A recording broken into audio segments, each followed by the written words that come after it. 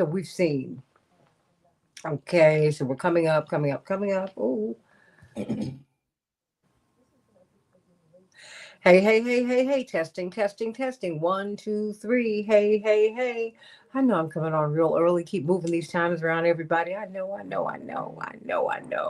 So just everybody, come on in. Hey, Bernadette, sending you so much love. Hey, Bernadette. Hey, Bernadette. How you doing, sweetie? Like and share. We're coming up in 30. It's good to be with you. Of course, I have the handsome pastor, senior pastor of New Covenant Missionary Baptist Church, Pastor Stephen Thurston. If you looked at the press conference that Governor Pritzker had, he was there front and center. And we're going to talk about that and what all of this can mean. Hey, Daryl Jones, how you doing, sweetie? If you want to come on, you're more than welcome. I'll send you a link. But I'll send you a link, Daryl. But we're up now. Hey, everybody. Welcome to the Santita Jackson Show here on AM 950 Radio, the voice of progressive Minnesota. It's a joy to be with you this morning. We are talking about the Chicago takeover. We've had DC, we've had Los Angeles, and more cities are coming. Indeed, I shared with you that there is a Pentagon memo that says that the military will be used to quell civil unrest. What does that mean? Civil unrest could be just a march. But I was reading something in Common Dreams yesterday, and then I dug it up and went to different news outlets. And I found out that an executive order was signed the day before yesterday, say on Monday at the beginning of the week, by President Trump that may permit, quote, random fascist vigilantes to help him crack down on protests across the country. So this new order comes while we are in this moment of concern. So be very, very clear. At a time when you are watching these town hall meetings where Americans are expressing their concern, a lot of fear, right? A lot of fear about these cuts. We're looking at $1 trillion in cuts to our healthcare system. Medicare and Medicaid, that's eviscerating the system. The Yale study says that 50,000 people per year, at the very least, are going to die. That's 1,000 people per state. Now, that's a conservative estimate, everybody. So that's something for you to think about. What does all of that mean? What does it mean when the military will be used to quell marches? I come from the civil rights movement, everyone. Whenever you have marches are people have been pushed to their limits to march. So everyday people don't march. And when everyday people get out, they're certainly not trying to go to prison. They're not trying to go to jail. So it is saboteurs who come out and they come and they throw the marches off.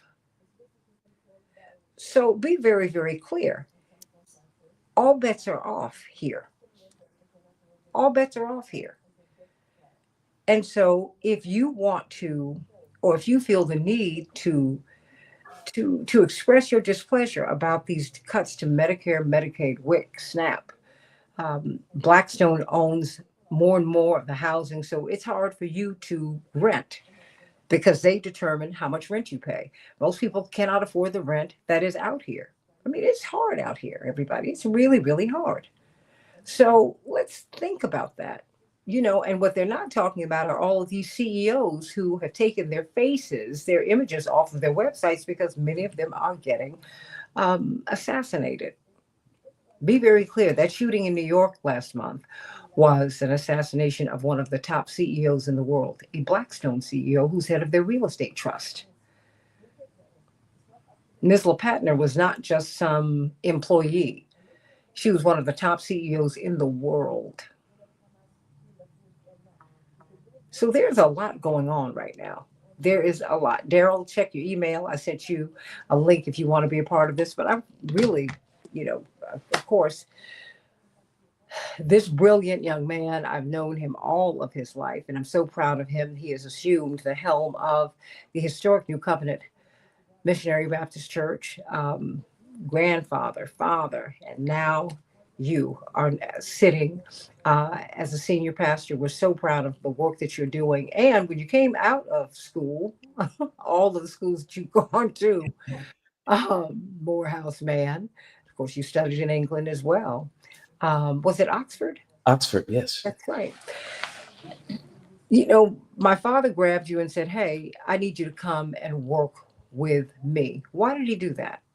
He told me that he wanted me exposed, wanted my circle of influence and circle of friends to be broad and expansive, to literally build a rainbow coalition in my life, to have the insight and the subject matter expertise to speak on a multiplicity of issues and utilize my platform called the pulpit to encourage and inspire, incite at times the people in our community. Because your mama told me growing up, and especially as I started preaching, that the freest black man is the black preacher because he's paid by the black people to speak for and to work for the black people. And so your dad gave me that awesome experience and opportunity. And now your brother has pulled me right back in to work more work and push, which I'm excited about doing. Well, you know, because you need it. And because Yes. that is what we need with our ministers, because you are free enough. There was a reason, and it really bothers me to see. I love the Godfather of Harlem. And Mm. of course, because the Godfather lived in my old building, and it was a complex, Lenox Terrace. Wow. Oh, yeah. So when I saw Lenox Terrace, I said, oh, that's my home. It was very interesting because, you had uh, the man who became governor of New York who lived there, David Patterson, but his father had been Secretary of State, Basil Patterson, um, Bill Lynch, perhaps the biggest behind the scenes uh, black man in New York politics, really over the past 50, 60 years. He made his transition a few years ago. Um, Percy Sutton, his family, that iconic family, all these people lived there, and it was just a wonderful place to live. But it was very John Henrik Clark lived there, for example. I mean, there were just a lot of people who were there. So it was a wonderful community of which to be a part. But they portrayed Adam Clayton Powell as some bon vivant, just someone who was not serious. He just Mhm. drank and just was kind of out here. And this was a very well trained, brilliant man who stood 10 toes down for his community. And he Yes. was free enough to do what he wanted to do. And he took the privilege that he has as a prince of the black community to to make them cut black hair, even though he did not have black hair. He really, many people thought he looked like a white man, but he used that to make a point. He used that as his weapon, as my mother said, to bring us all in. So it's something for us to think about, Yes. and not just to understand Reverend Dr. Martin Luther King. No one could tell him that he was fired on Monday. Reverend Jackson, no one could tell them that they were fired. They did what they did. No one could tell your father, your granddaddy. So Reverend Clay Evans, Reverend C.L. Franklin. Yeah. And so a lot of if you will, the fearlessness that Aretha Franklin got, she got it from her dad. you Yeah. know, and, Yeah. and Yeah. she told you and I that because she was close to your father and mine and our families. So let's get to it, everybody. But before we do, please go to Blue Sky, santitajackson.bsky, social, santitajackson.bsky, social. And of course, I'm at Santita J, at Santita J on X, and the Santita Jackson and Friends, Santita Jackson and Friends page on Facebook. Please meet me there. I cannot take on any other friends on Santita Jackson. They limit you on they call it the landing page. And in order to open other pages, you have to have that. So please meet me there. And then, of course, here on YouTube, the Santita Jackson Show YouTube channel. We have got, of course, Mr. Violence Interrupter, T.O. Hardiman, joining us as well. And I'm so glad that you're here. But let me start with you, Pastor Thurston, because you were with Mayor Brandon Johnson, Lieutenant Governor Juliana Stratton, and of course, Illinois Governor J.B. Pritzker, and so many other leaders in our community. Uh, as he was standing and telling the president, no, we don't need to have the police here. Not just the police, um, a federalized police force, because that's what they would do. We do not need the National Guard here. We do not need ICE here. We do not need the FBI on the ground. The FBI, they're not police officers. So the Miranda rights, where would they go? ICE, they're walking around masked. And I found out something very interesting that the National Guard, T.O. Hardeman and Pastor Thurston, the rank and file swear an oath to the President of the United States. But the officers swear an oath to the Constitution. So you see how that's bifurcated? Mm. And that split is very, very interesting, which is why when I read that piece to you from Common Dreams with this executive order that the president signed on Monday, basically unleashing the National Guard to break up marches, to quell civil unrest. I mean, that's really something that it's hard to define. And we need to be very clear on the times in which we are living. You know, many people look at the president and they're calling him, you know, a dictator. Yeah, but you know what? We're in a technocracy now where we have no privacy. That was the pushback that Ed Snowden had for us. He said, you don't understand what this mass surveillance is going to do to us. And that was more than a decade ago.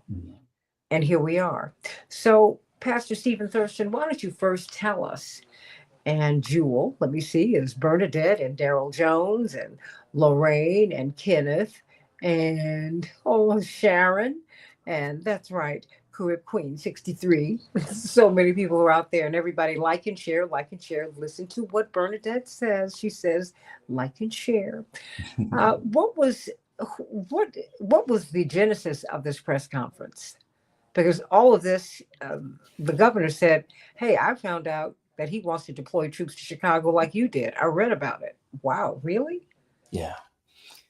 Yeah, we got the call. Hey, let's gather together as a collective voice from the faith space, from the social justice space, the grassroots space, the political space, to address this and to present a united front back to the president in response and alert the citizens that this isn't about crime.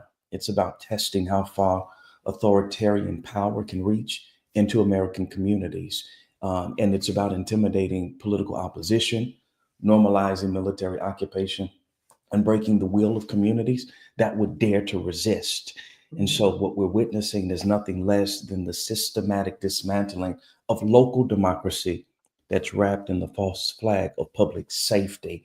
And then the question isn't whether crime exists, it's whether we'll surrender our constitutional principles to a leader manufacturing crisis in order to expand his own power, because the data tells something totally different than what's coming from the lips of the president.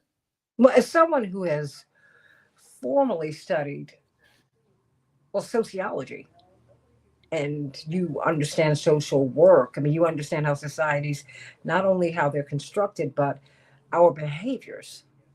Um, because that's what one of the interesting aspects of your ministry, that you really have scientifically you understand how people do what they do, how we behave individually and as groups. Help me to understand, you know, just when you look at crime, we see that adding police doesn't take down crime. And I'm not saying that you shouldn't have police, because I really believe that you should. But when you take, um, help me with this, when you take services from the community, which is what Brandon Johnson, our mayor, has been saying in Chicago. He's been saying, look, we need to have after school programs. You need to fully flesh out these schools. We've got to. An idle mind is the devil's workshop. When you take activities from these children, opportunities to develop, all kinds of mayhem ensues. Talk to me. Yeah, the data is clear what addresses the root cause of the issues that leads to crime and violence in our communities. I've grown up with privilege. I've lived on both sides of the fence. living in privilege, and then living in the community in which our church is, and being full time in those spaces growing up. And so I can recognize in my community that I was raised in, we didn't have over policing. We Mhm. had resources. Mhm. Everything you needed was there. And so, of course, you see a reduction in crime and trauma, drama. And the same thing happens across this nation in places that have the resources. You don't have the same issues. And so we're simply asking that those resources be fueled into our communities so that our young people, people in our communities have access and exposure, something to do that's productive. And so they don't have to scratch and crawl. And sometimes elements of crime are out of desperation. I just want to eat. I just want to live. And this is what you forced me to do. And so the data is clear. The resources kill the source and kill the symptom. And sometimes we just rather focus on the symptom than get to the source. And if the president was really concerned about violence, what about the money he's held back at the federal level that should be here to do violence interruption? Over $100 million. Send us that money and then show us that you really care and you're concerned. You want to listen to black women? Black women are calling for you to come to Chicago. What about the 330,000 black women who are jobless now because of your policy decisions? Come on, like make the math ain't math and make it make sense. You're a hypocrite, and what you're pushing is about racial terrorism dressed up as public safety. Mhm. Teal Hardeman, violence interrupters. You know, what do you make of the president's assertion that he's going to send the National Guard, the FBI, ICE into Chicago, federalizing the police? There are a lot of wonderful police, but we have had difficult relationships, over the years with the police.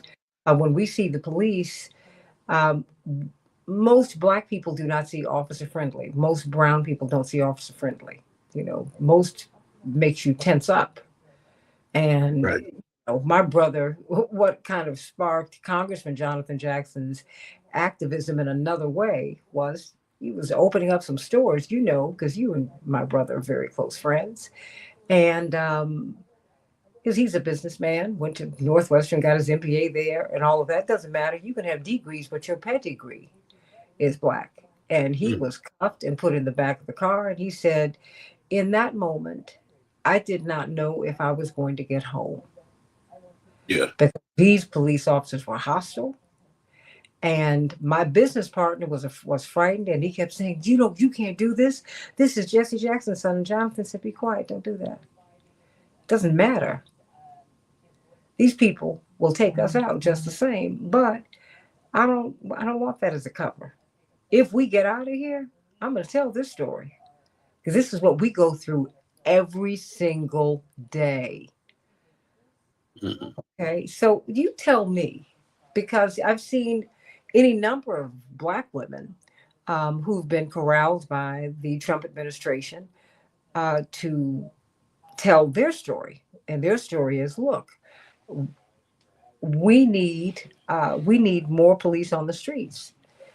Um, And I don't know if they know that that means ICE and the FBI and the National Guard are coming. The National Guard have an allegiance to rank and file, have an allegiance to the president, not to the Constitution. It's to the president.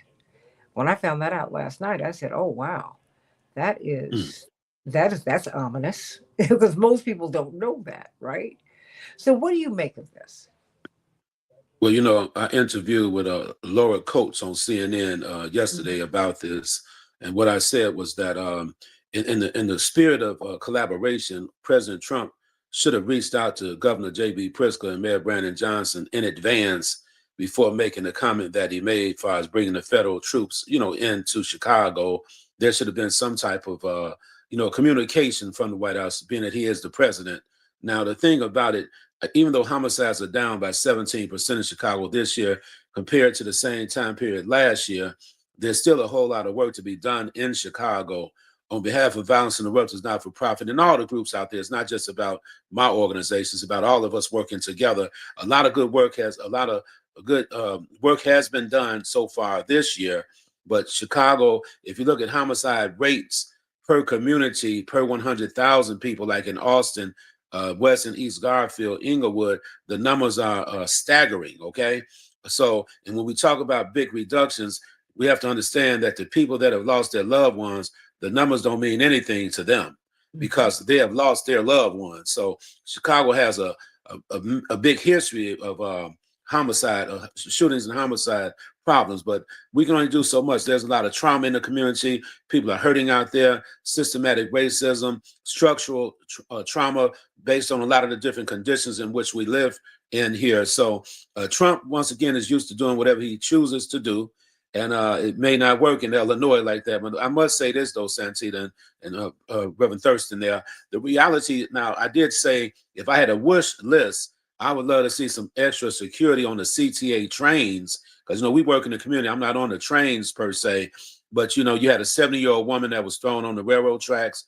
You had a 9-year-old autistic young man who was declared brain dead because some people got to fighting on the platform of the CTA, and he ended up falling down the stairs and everything. And that's just a couple of crimes that have been committed on the trains. But crime is increased on the CTA trains this year compared to last year.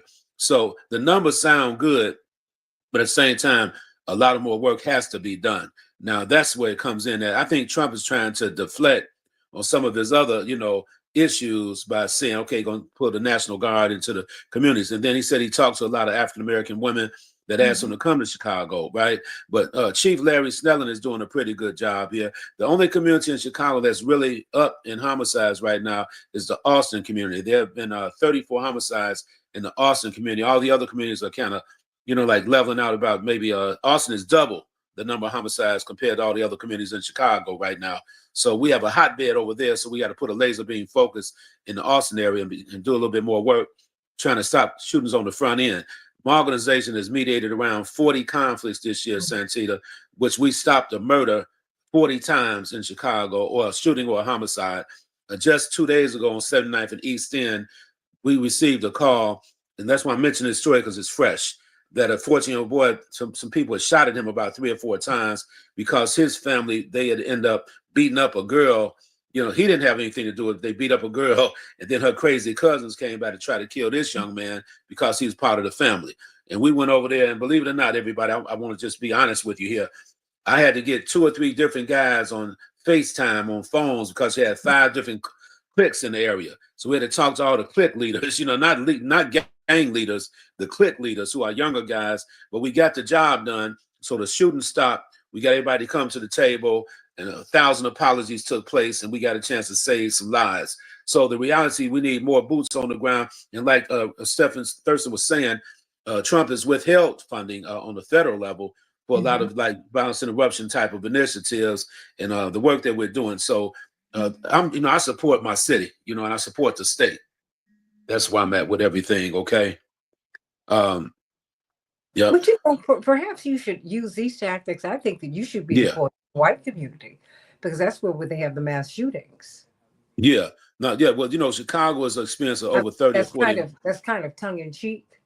Yeah. But as you are describing these conflagrations, and they are very serious. Yeah. The fact is, we detail and pathologize Black people. When you go to Austin, we don't have the hospital, the healthcare that we need there. We don't have the jobs that we need there. We don't have the schools supplied the way that they need to be supplied. We don't have the after-school activities that we need. When you drain all of those things out of these communities, that is what happens. And I am not diminishing the work that you do because you need to do that. But, Dr. King did say that the greatest purveyor of violence in the world 60 years ago was the United States, and that's still true today. And so I'm just wondering, T.O., as we look at this, because this is important, but the mayor has said we do need more police.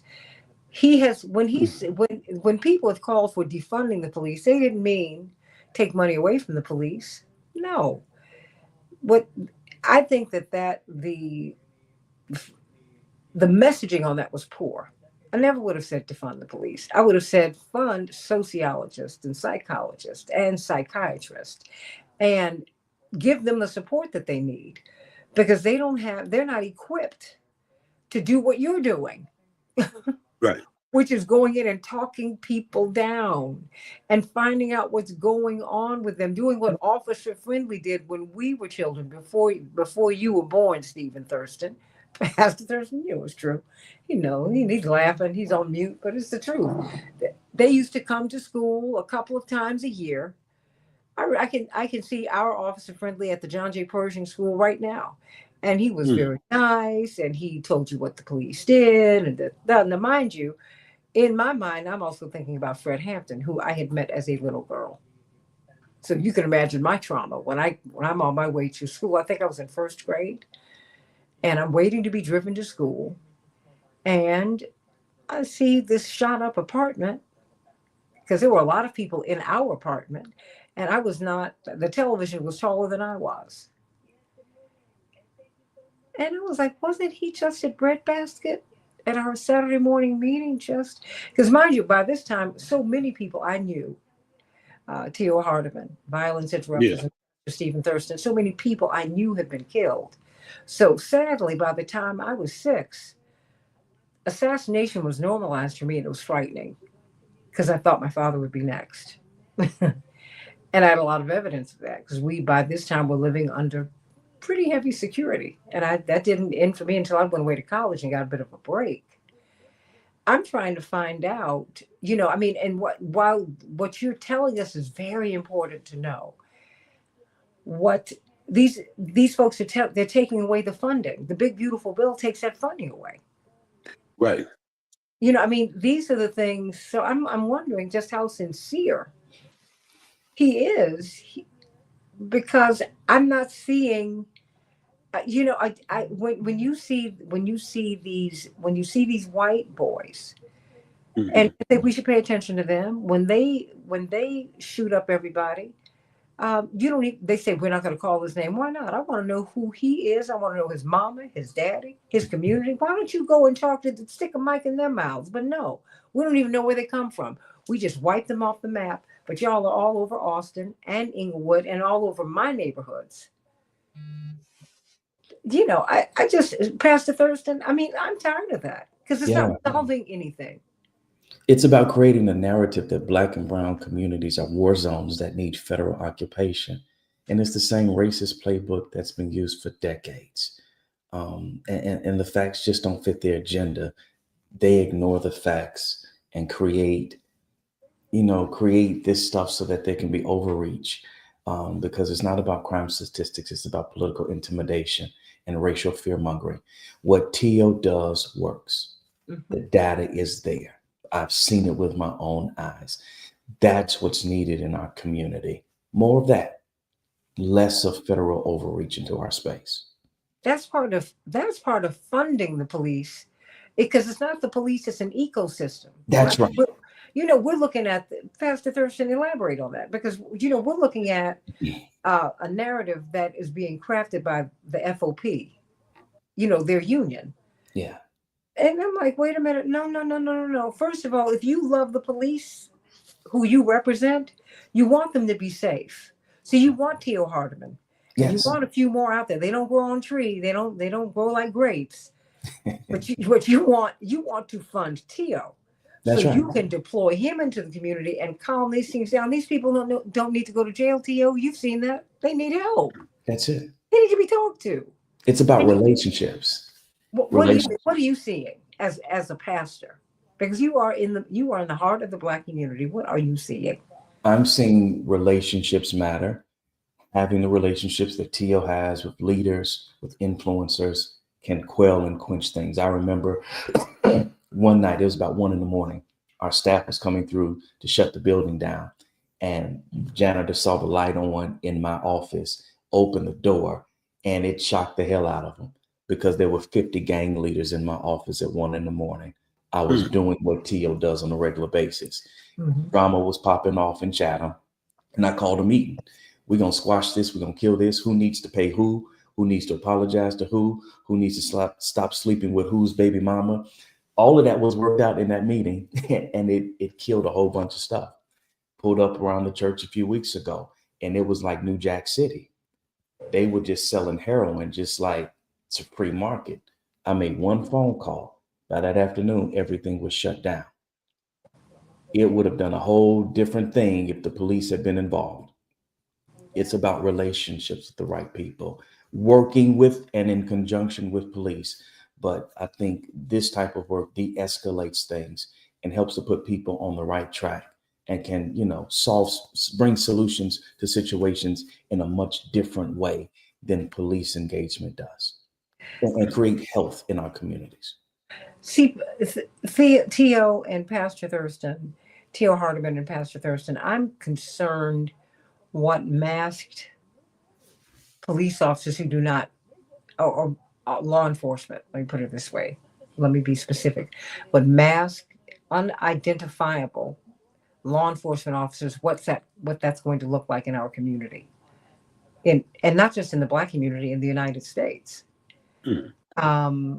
Yeah, because that's how ICE behaves, and it's not going to stop with ICE. And as I shared with you, the National Guard, the rank and file, do what the president says do. The officers do what the Constitution says do. No one really makes that distinction in corporate media, but you're hearing it here, and look it up. It's the truth.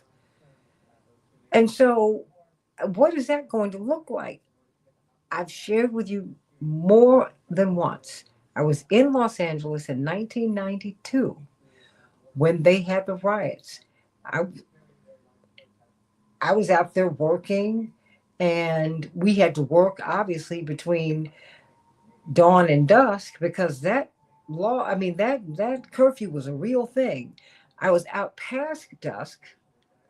The day after Miss Flack left, I was singing backup for her at the time, because I then was staying with my father. And thank goodness we were all in the same hotel, because as long as he was in town, I was going to be with him, because I didn't know what this occupation meant. Because you're in LA, you're in Beverly Hills, you're in Bel Air, they had the police, they had the National Guard, they had tanks, T.O., tanks everywhere. And to see the tanks at dusk roll down Crenshaw Boulevard, which is Cottage Grove, which is King Drive, which is Western, which is, all of these streets, in a show of force. I was like, wow. It brought tears to my eyes, because I said, wait a minute, how are we supposed to be free when they're coming down the street like this? Psychologically, in a time when people really need to raise their voices, T.O., because these cuts to our social safety net are going to kill people, T.O. Right. Well, it happens all the time. And this is designed actually to make people shut up. Right. Well, yeah, it's a two sides of the coin there, Santita. What happens is that guys like me, I receive, funding, from various sources without a doubt. But see, the problem is, this might be a little bit off track, but it's relevant, okay? Like guys like me, because I'm very outspoken. I'm not controversial, but I'm outspoken on issues. So when you receive funding, sometimes you may not be able to speak the way you want to speak, because you're worried about the fact that they may try to cut your funding, right?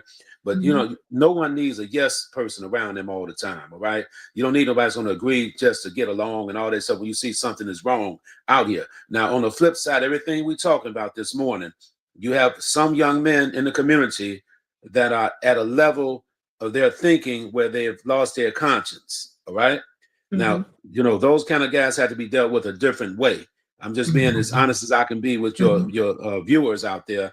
You got guys that would kill with no type of conscience at all. And those are the people that need extra levels of help. When they talk about violence spreading like an infectious disease, some people are infected more than on worse cases than others. Put it like that, the levels of the thought process, the levels of trauma and hurt and pain, whatever the case may be. So there is a role for law enforcement. There's a role for the criminal justice system.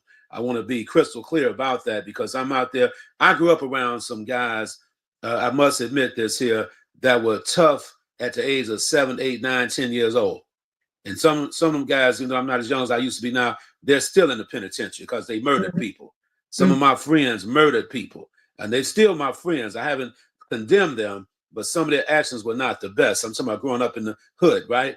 And so we've been around this kind of stuff. So I understand the mindset of Trump. Don't get me wrong. I understand what he's thinking, but it's not genuine coming from him, though. It's not genuine based on the fact he has a whole slew of other issues that he has to pay attention to, like the Epstein files. I'm not going to get you off track and talk about that, but he's trying to hide. I think that's all part of it, right? Right. He's trying to hide behind the violence in the different cities out here, in which homicides are declining in some of the major cities, like New York. Homicides are down. You have homicides are down in Baltimore, where you have Black Atlanta. Where you have Black mayors. Homicides are down right now in 5 major cities. But Chicago's on the brinks right now. I want everybody to understand this. Chicago's on the brink of this year in 2025 to reach less than 400 homicides for the first time in decades. I'm talking about we're going to be under 400 homicides. That has not happened. That has not happened. Clearly something is being done. That's right. I mean, yes. So I think we have to, because Brandon Johnson's approval numbers are very low. Yes. And they should not be, because this is someone who's if we would get off of the immigration issue, which was foisted upon him, he inherited this. That's what hurt him. That's the only thing that really hurt him. No, and it shouldn't have hurt him, because no one talked about the 38,000 Ukrainians who were brought to Chicago that no one talks about. No one. For sure. Open up your mic, Pastor Thurston. Nobody talks about that. I was just saying, yes, exactly. I mean, they got the same resources. They've got the same, and they're all the resources that we say that these brown people got, they got them, because every time I see them, they're working. Yes. They're working, and they have been taken into the Ukrainian village, which is a part of Chicago. And you know what? They are working, and they have been fast-tracked to citizenship, and no one's talking about that. Yeah. They were brought here. Melanated people get access. It's a problem. And then they pit melanated against melanated to keep us distracted instead of focusing on what the real issues are. Always. And that to me is something we've got to talk about that. Yeah. Because there's something that Brandon Johnson is doing that is working. There's something that, and while I've got the former mayor, Rahm Emanuel, weighing in, I'm like, what he did not work. He oversaw the cover-up of the killing of a Black child. And we're listening to him. Are you serious? Yeah. That's correct. No, I mean, really, and what President Trump is doing, it is rooted in racism. That is the problem. So when I see these Black women who they have given money to, because that's what Republicans do. You always know, you can always tell Black Republicans because they are indemnified. I'm not mad about that.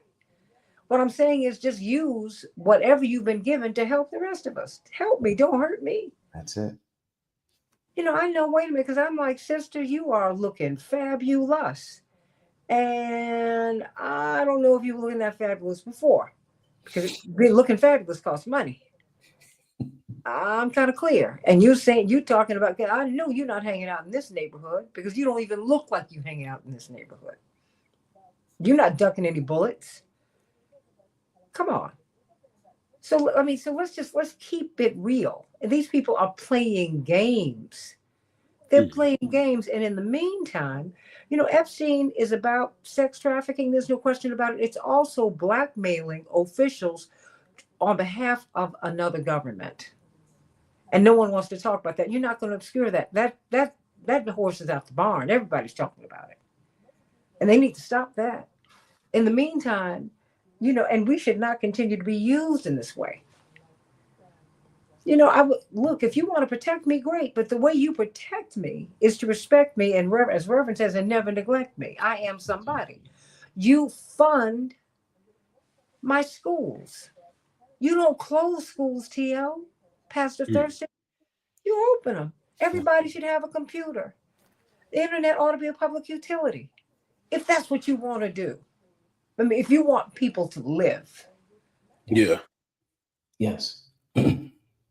That's not what I'm seeing here. I mean, anytime Stephen Miller's calling these the people who were shouting them down when they were in Union Station in Washington, he and J.D. Vance, these white hippies. First of all, what is wrong with you? How can you stand in the middle of people who are shouting you down and you insult them? You are crazy. You are outnumbered, my friend. I don't care how much security you have around you. When the people who are this angry, what I'm seeing on YouTube and Facebook and TikTok and all these outlets, these folks are getting cursed out and run out of neighborhoods right now in the DMV. DC, Maryland, Virginia is a very conservative area because these are government workers, not government. They're not the ones who march. The people who march in Washington come from other cities. This is not a marching town. These folks are getting cursed out. They are being run out of neighborhoods all over the DMV. Because there's something, it's an affront to the American psyche to have the military sitting on top of you like this. Yeah. And Santita, we also have to recognize that the Constitution, which is the part we don't kind of focus in on because Oh people my goodness. ain't pay attention in school, but it's not a suggestion, it's our shield. Well, say The that. founding fathers feared exactly this moment happening when they wrote the Posse Comitatus Act. They knew military power corrupts and they built walls to protect us. And Trump is just taking a sledgehammer to those walls, and every American who believes in democracy really should be terrified about the steps that are being taken. Like every act. Explain that though. Explain that, because how do you explain that to your congregation on Sundays and throughout the week? Yeah, so the Posse Comitatus Act, that's a federal law that restricts the use of the U.S. Army and Air Force from acting as law enforcement or to execute the law unless expressly authorized by Congress. On And our so, soil. On say that our again? soil. On our soil. On our soil, yeah. Mhm. And so on Sunday mornings, I will take a moment during my pastoral commentary section to uplift what's happening, what's popular over the past week, and break it down. Pastor Otis Moss does this 5-minute piece every week. And so any pastor that's listening in, I'm going to challenge you. Take a moment out of your worship, quit shouting and running around and acting all emotional for a minute and educate your people about what's happening and what's real and relevant in their daily lives. Because Jesus and justice do go together. Well, I think Reverend chose wisely. Because Reverend Jackson, because that is why Reverend Dr. Martin Luther King pulled my father out of the University of Chicago in seminary. Just the semester that he was getting his master's, he said, no, you need to come work with me. I can teach you more about theology than they can teach you at that school. And thank God, because those were the last 3 years of his life. And he said, because I know where you're going, Jesse. And where you're going, this is because he got to see that you got to put flesh on these bones, Yes. Tio. Because we need to hear more of what you do that works, Tio. Because what you're doing, Tio, works. Because what you did just in those at the beginning was break down these people's lives. They were not some stick figures to us who are just violent. You Exactly. said, no. I mean, these are human beings who had broken hearts. Pastor Thurston, you said, wait a minute. This is someone who used to be in a relationship with this woman. She had his baby. Now his boy is sleeping, or a guy who he's been in opposition with is sleeping with her. These are broken hearts. Everybody can relate to that. Yeah. And let's be clear. They do not raid college dorms where they do marijuana and coke and everything else. Come on, Pastor Thurston, you know that's true. That is true. They don't do that at prep schools where all that's going on. All of it. So President Trump and company are being dishonest because they know the things to which their children have been exposed, and they know what the elite do. They do all of this. They just don't get arrested for it. That's it. Look at Epstein. That's what we're seeing. They can take poor white girls that Trump employed to put in his pageants, or who were in modeling agencies, because ain't but so many supermodels. and they just put them in the streets pretty much, but they put them at a club. They don't put them on a corner, right? I mean, really. I mean, let's just be honest. So they put perfume, but it's still excrement. Okay, the closer you get to it, you're real clear on what this is. Right. So this is not about protecting anybody. I think we need to be honest about that. They got to we have to get clear on that. While we need protection, it's like, yeah, but I hope that I want to see Pastor Thurston. I want to see T.O. Hardeman lifted up, because he's doing this work every day. Every day. And he has got his team, and they're deployed to put. I mean, and you walk in there, and there's a guarantee that you'll walk out, T.O. But you go in, your eyes wide open, and you're like, look, yeah, I hope I can walk out of here, but I'm not worried about that. If I can stop you all from shooting, if I have to take a hit, I will do it, because that's the kind of courage to me that you have. Well, the pastor said something that was very valuable. It's about relationships. You cannot get around relationships. The guys on the streets, once you establish a relationship with them, it can be like a real solid situation where they would listen to you, because what a lot of guys mess up on the streets with me, when they call me their big brother, I'm the big brother type of figure for them. I hold them accountable on it. So you cannot tell me I'm your big brother and don't listen to me. So I use that in my favor. All right. That's what I do. So the relationships, when you work with these young people out there, for example, Vincent Eruptors right now, we're working with about 120 young men in 4 different communities in Chicago now, where we really have a laser beam focus, like Auburn, Gresham, Chatham. And then we're working out in the Near West community and East Garfield and some parts of South Austin. So we're about 35% of young people, we get them enrolled in alternative schools. The other 30%, then some job training type of initiatives, and the remaining percentage of 35% of the young people, we're working with them on dealing with their cognitive skills and everything like that, because it's not easy. Like I say, hurt people hurt other people. People dealing with a lot of trauma, drug addiction, borderline mental health issues. I mean, the list goes on and on. But we have a track record. We have all the data to back up what we're doing.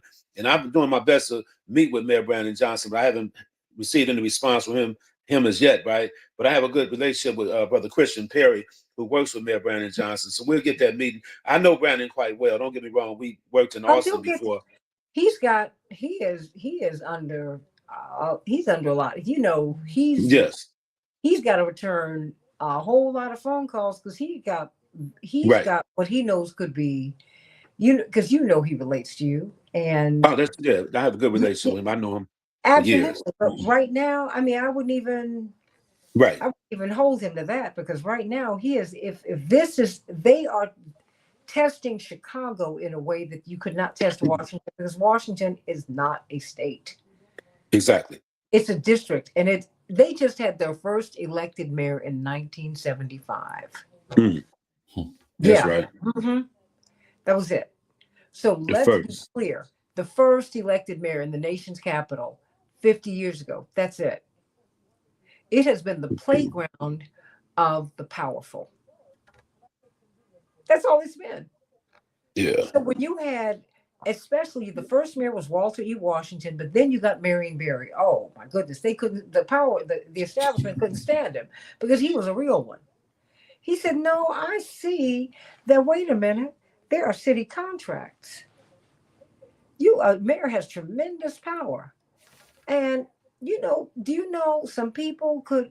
You don't have to just work in government. You can have access to these contracts, and this can change the trajectory of your life. Wow, you know what? I got a cable station here. Huh. Robert Johnson, you're a hometown guy. Hey, take it. That's BET. There's a reason BET is in D.C. There's a reason the Jackson campaigns were based in D.C., because Chicago was not friendly to us. Marion Barry said, no, you come here. We'll do this from here. We are good. And, I've got resources. So let's just keep it 100. So, and I'm just hoping that people will begin to see the strength of Brandon Johnson, because oftentimes, we think that might is right. And when we see right, we think that's weakness. Hmm.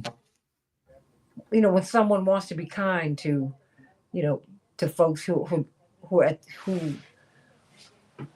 these Venezuelans don't want to be in Chicago. It's cold here. You all are both sneezing and hacking and coughing this morning. You and Pastor Thurston. He's wearing fall clothes because it has dropped 20 degrees over the past 2 or 3 days. It now feels like fall in Chicago. It's not going to go above 75 degrees all week. So these winter and fall clothes I was about to take to storage, I am pulling them out of the mothballs because it is now officially chilly. So look, I only have a couple of minutes left. We have talked a while, but I just wonder what it's going to look like with these masked people coming to Chicago, and I wonder if they might be having a rethink. I don't know, because Chicago's a different kind of town. We're a little different. We are a little different. Theo Yeah. Hardiman, what do you want to see happen? Well, I would like to see all the different agencies like collaborate with one another, like you got ATF, because we still have a whole lot of illegal guns that are being sold on the streets of Chicago. I'm talking about automatic weapons. I would love to see like an orchestrated effort from all different parts of the government to actually just put together like a think tank and see what we can do, see if we can do a better job of helping, some of these young men out here and women that are involved in this violent lifestyle. Let's provide them with some type of alternatives and opportunities out there. And I'll say this quickly. Back in 1994 in the city of Boston, even though Boston is nothing like Chicago, they had what you call a Boston miracle. It was led by a faith-based leader, Reverend Eugene Rivers. And they actually, once they partnered with probation, law enforcement, community outreach initiatives, and they didn't have one homicide in Boston for any young person under 17 for one whole year. That's why they call it the Boston miracle. We need something like that 2.0 in Chicago. We can go to these corners, work with these young people on a regular, I'm talking about on a regular basis, 24 hours a day, and then we can get the job done and we can have a homicide level where, it'll be like unheard of in Chicago. I'm talking about we get homicides down by 50% in Chicago, or maybe 70%. It's possible. So that's what I would like to see take place. Everybody come together. We got to stop the flow of illegal guns. We have to get people the trauma support they need, and on every level of the work, every facet, okay? Yeah, and find out who's dropping the guns in our community. Yes. Like the folks who dropped the crack. That's now you're talking. Yeah. That's what I mean. Okay. Right. They're coming from somewhere. We don't make guns here. Yes. Yeah, that part. They always dropped off train tracks. We hear that in the streets, and I don't live in these streets, and I do not. That's okay. You got guys like me that educate people about it. Okay. That's right. You can keep on educating. That's not what I'm going to do. I'm keeping it 100 with you. I promise. I want to clean up the streets. I don't want to live there. Understood. And nobody does. Everybody nobody. wants a nice, clean, safe neighborhood, and everybody deserves that. Everybody. Pastor Thurston, why don't you wrap this up for us? Yeah. Let me remind people that constitutional resistance is not rebellion. It is actual patriotism. And so when Illinois says that there's no emergency that warrants military occupation, we're not being defiant. We're really being American. Real patriotism means defending the Constitution, even when and especially when it's under attack by those in power. And every generation faces its defining moment. Hey, y'all, this is ours.